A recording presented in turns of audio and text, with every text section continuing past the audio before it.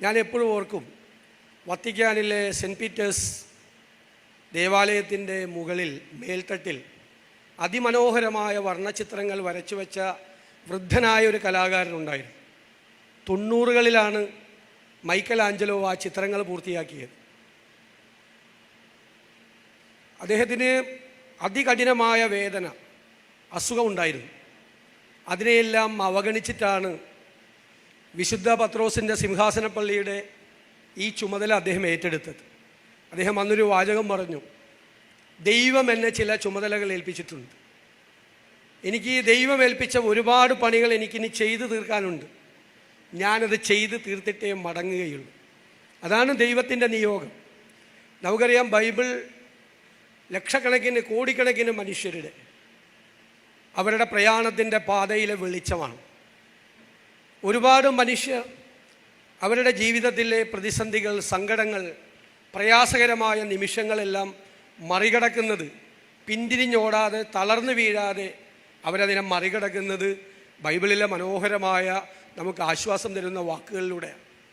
അതിൽ ഈ ദാവൂദിൻ്റെ സങ്കീർത്തനങ്ങൾ എന്ന് പറയുന്നത് ലോകത്തിൽ ഇന്നുവരെ ഇറങ്ങിയതിൽ ഏറ്റവും വലിയ കലാസൃഷ്ടിയാണ്, ഏറ്റവും വലിയ സാഹിത്യ സൃഷ്ടിയാണ്, ഏറ്റവും വലിയ കവിതാ സമാഹാരമാണ്.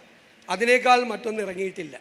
അവിടെയാണ് ജോൺസൺ അച്ഛൻ അദ്ദേഹത്തിൻ്റെ പ്രാർത്ഥനയോട് ചേർത്ത് വെച്ച് ദാവീദിൻ്റെ സങ്കീർത്തനങ്ങളെ അതിനെ വിചിന്തനം ചെയ്യാൻ ഉള്ള ഒരു മനോഹരമായ ഒരു ശ്രമം ഇതിനകത്ത് നടത്തിയിരിക്കുന്നത്. എനിക്ക് സങ്കീർത്തനങ്ങളിൽ ഏറ്റവും പ്രധാനപ്പെട്ട ഒരു ഭാഗം 120 മുതൽ 134 വരെയുള്ള സോങ് ഓഫ് അസെൻറ്റ് എന്ന് പറയുന്ന ആരോഹണ ഗീതം എന്ന് പറയുന്ന ഒരു പ്രധാനപ്പെട്ട ഭാഗമാണ്. അതിലെ 121 സങ്കീർത്തനമാണ് എന്നെ ഏറ്റവും അധികം സ്വാധീനിച്ചിട്ടുള്ളത്. അതിലെ 8 വാചകങ്ങൾ അച്ഛനതിന് പറഞ്ഞിരിക്കുന്നത്, നിനക്ക് യഹോവയുടെ കാവലുണ്ട് എന്നാണ് അതിനെക്കുറിച്ച് ഇതിൽ പറഞ്ഞിരിക്കുന്നത്. അതിൽ പറയുന്ന 1-ാമത്തെ വാചകം, ഞാൻ എൻ്റെ കണ്ണ് പർവ്വതത്തിലേക്ക് ഉയർത്തുന്നു, എൻ്റെ സഹായം എവിടെ നിന്ന് വരും? എൻ്റെ സഹായം ആകാശവും ഭൂമിയും സൃഷ്ടിച്ച യഹോവയിൽ നിന്ന് വരും. നിൻ്റെ കാൽ വഴുതാൻ അവൻ സമ്മതിക്കില്ല, നിന്നെ കാക്കുന്നവൻ മയങ്ങില്ല. ഇസ്രായേലിൻ്റെ പരിപാലകൻ മയങ്ങുകയുമില്ല, ഉറങ്ങുകയുമില്ല. യഹോവ നിൻ്റെ പരിപാലകനാണ്. യഹോവ നിൻ്റെ വലതുഭാഗത്ത് നിൻ്റെ തണലാണ്. പകൽ സൂര്യനെങ്കിലും രാത്രി ചന്ദ്രനെങ്കിലും നിന്നെ ബാധിക്കുകയില്ല.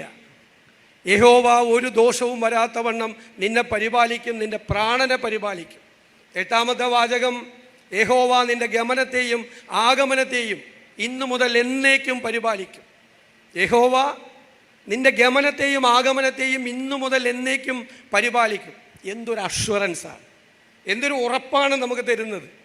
എൻ്റെ ജീവിതത്തിൽ ഒരു പൊതുപ്രവർത്തകൻ എന്നുള്ള തരത്തിൽ എൻ്റെ ജീവിതത്തിൽ എന്നെ ഏറ്റവും സ്വാധീനിച്ചിട്ടുള്ള ഈ 8 വാചകങ്ങൾ ഈ 121 സങ്കീർത്തനത്തിലെ വാചകങ്ങളാണ്.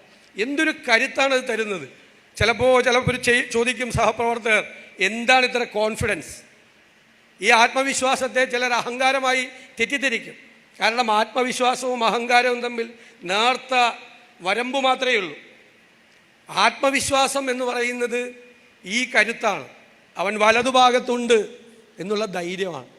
നമ്മൾ നടക്കുമ്പോൾ നമ്മുടെ മുന്നിൽ നമ്മുടെ വഴികാട്ടിയായി നമ്മുടെ മുന്നിലുണ്ട്.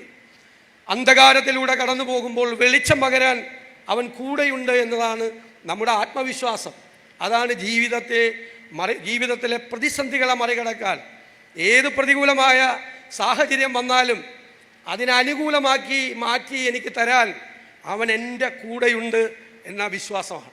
ആ വിശ്വാസമാണ് ഇതിൻ്റെ എല്ലാം അടിത്തറ. അതെത്ര മനോഹരമായിട്ടാണ് അച്ഛൻ്റെ ഈ പുസ്തകത്തിൽ, ദൈവത്തിൻ്റെ കയ്യൊപ്പുണ്ട് ഈ പുസ്തകത്തിൽ, അച്ഛൻ്റെ ഈ പുസ്തകത്തിൽ എന്ന് പറയാൻ ഞാൻ ആഗ്രഹിക്കും. ദൈവത്തിൻ്റെ കയ്യൊപ്പ്, എനിക്ക് തോന്നിയത് അതാണ് പറയണമെന്ന്. ദൈവത്തിൻ്റെ കയ്യൊപ്പുണ്ട് ഈ പുസ്തകത്തിൽ. അതെല്ലാവർക്കും കഴിയുന്ന ഒന്നല്ല. അതാണ് ഞാൻ പറഞ്ഞത്, ഒരു നിയോഗമായിട്ടാണ് ഇത് കൊണ്ടുപോകുന്നത്. ഒരുപാട് കാര്യങ്ങൾ നമുക്ക് പറയാനുണ്ട്. ഇപ്പോൾ അമേരിക്കൻ പ്രസിഡന്റുമാർ സത്യപ്രതിജ്ഞ ചെയ്യുന്നത് വലത് കൈ ബൈബിളിൽ വെച്ചുകൊണ്ടാണ്. അത് കഴിഞ്ഞിട്ട് അവരുടെ ഒരു ഇനാഗുറൽ സ്പീച്ചുണ്ട്. ആ ഇനാഗുറൽ സ്പീച്ച് ബൈബിളിൽ അവരെ സ്വാധീനിച്ചിട്ടുള്ള ഏറ്റവും പ്രധാനപ്പെട്ട ഒരു ഭാഗം പറഞ്ഞുകൊണ്ടാണ്. എനിക്ക് തോന്നുന്നു ബെഞ്ചമിൻ ഹാരിസൺ എന്ന് പറയുന്ന 23ാമത്തെ അമേരിക്കൻ പ്രസിഡന്റ് തൻ്റെ ഇനാഗുറൽ സ്പീച്ചിൽ പറഞ്ഞത് ഞാനിപ്പോൾ പറഞ്ഞ 121 സങ്കീർത്തനമാണ്. അദ്ദേഹത്തെ ഏറ്റവും സ്വാധീനിച്ചിട്ടുള്ളതായി പറഞ്ഞത്. അവരുടെ കറൻസിയിൽ 91 സങ്കീർത്തനമാണ്. അതായത് എൻ്റെ ആശ്രയവും സങ്കേതവും കോട്ടയും അവനാകുന്നു, ഞാൻ ആശ്രയിക്കുന്ന ദൈവവും അവനാകുന്നു എന്ന് പറയുന്ന 91 സങ്കീർത്തനം. ഇൻ ഗോഡ് വി ട്രസ്റ്റ് എന്നാണ് കറൻസി എഴുതിയിരിക്കുന്നത്. പണമൊന്നും അല്ല നിന്നെ സ്വാധീനിക്കുന്നത്. നിന്നെ സ്വാധീനിക്കുന്നത് അവനാണ്, നിൻ്റെ സങ്കേതവും കോട്ടയും ഞാൻ ആശ്രയിക്കുന്ന ദൈവവുമാകുന്ന. ഈ പണത്തിനേക്കാൾ വലുതെന്നാണ് കറൻസിയിൽ എഴുതി വച്ചിരിക്കുന്നത്. ഞാൻ ദീർഘമായി കടന്നു പോകുന്നില്ല. ഒരുപാട് പിതാക്കന്മാർ എല്ലാവരും സംസാരിക്കാനുണ്ട്. ഒരു വലിയ കാര്യം ഞാൻ വായിച്ചിട്ടുള്ളത്, നമ്മുടെ 1971 അപ്പോളോ 15 എന്നുള്ള പേടകത്തിൽ ജെയിംസ് ഇർവിൻ എന്ന് പറയുന്ന ഒരു സഞ്ചാരി പോയി ബഹിരാകാശത്തേക്ക്. അദ്ദേഹത്തെ വലിയ സുവിശേഷകനാക്കണമെന്നതായിരുന്നു മാതാപിതാക്കളുടെ ആഗ്രഹം. പക്ഷെ അദ്ദേഹം പൈലറ്റാകാൻ പഠിച്ചു. അതിനുശേഷം ജോലിക്ക് ചേർന്നു. വലിയ ഈശ്വര നിഷേധിയും ദൈവനിഷേധിയും ഒക്കെ ആയിരുന്നു അദ്ദേഹം. എന്നിട്ടാണ് നേരെ ഈ ബഹിരാകാശ സഞ്ചാരിയായി ചന്ദ്രനിൽ ചെന്നിറങ്ങുന്നത്. യൂട്യൂബിൽ നോക്കിയാൽ കാണാം അദ്ദേഹം ചന്ദ്രനിലൂടെ നടക്കുന്നത്. പക്ഷേ അവിടെ വെച്ച് പെട്ടെന്നൊരു ഹൃദയാഘാതം ഉണ്ടായി. ഭയങ്കരമായ മാസീവായിട്ടുള്ളൊരു ഹാർട്ട് അറ്റാക്ക്. അപ്പം അദ്ദേഹം പിന്നെ എഴുതിയിട്ടുള്ളത്, ഞാനപ്പോൾ എൻ്റെ അമ്മ പഠിപ്പിച്ച 121 സങ്കീർത്തനം വായിച്ചു എന്നാണ് അമ്മ പഠിപ്പിച്ചത്. അദ്ദേഹം ദൈവത്തിനെ ഫീൽ ചെയ്തു എന്നാണ്. തിരിച്ചു വന്നു. അദ്ദേഹത്തിൻ്റെ ഭാര്യ പിന്നീട് എഴുതിയിരിക്കുന്നത് ഞാൻ വായിച്ചിട്ടുണ്ട്.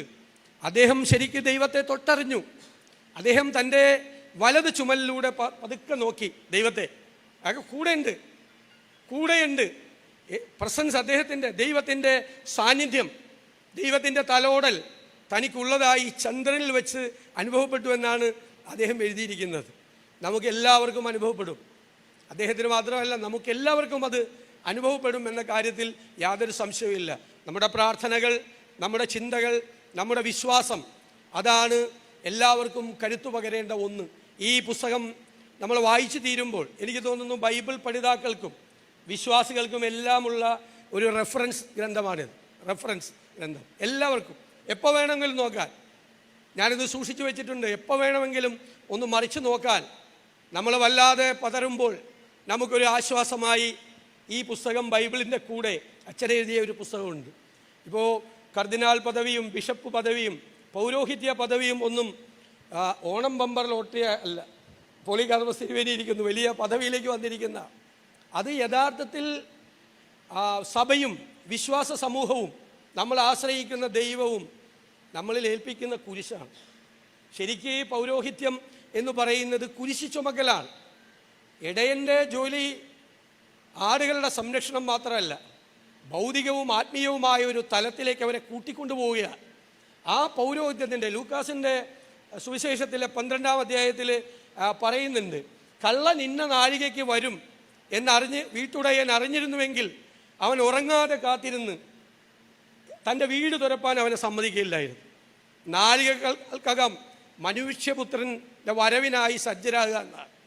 മനുഷ്യപുത്രൻ്റെ വരവിനായി വിശ്വാസ സമൂഹത്തെ സജ്ജരാക്കുക എന്നതാണ് പൗരോഹിത്യത്തിൻ്റെ യഥാർത്ഥ ജോലി. ആ പൗരോഹിത്യത്തിൻ്റെ യഥാർത്ഥ ജോലി മനുഷ്യപുത്രൻ്റെ വരവിനായി വിശ്വാസികളെ സജ്ജരാക്കുക എന്ന ദൗത്യം, മിഷനാണ്. ആ മിഷനിലെ ഏറ്റവും പ്രധാന ഭാഗമാണ് ജോൺസൺ അച്ഛൻ ചെയ്തിരിക്കുന്നത് എന്ന് വിനയപൂർവ്വം പറഞ്ഞുകൊണ്ട് ഞാൻ ഈ പുസ്തകം ഹൃദയപൂർവ്വം ഏറ്റുവാങ്ങിയതായി അറിയിച്ചുകൊണ്ട് എൻ്റെ വാക്കുകൾ ചുരുക്കുന്നു.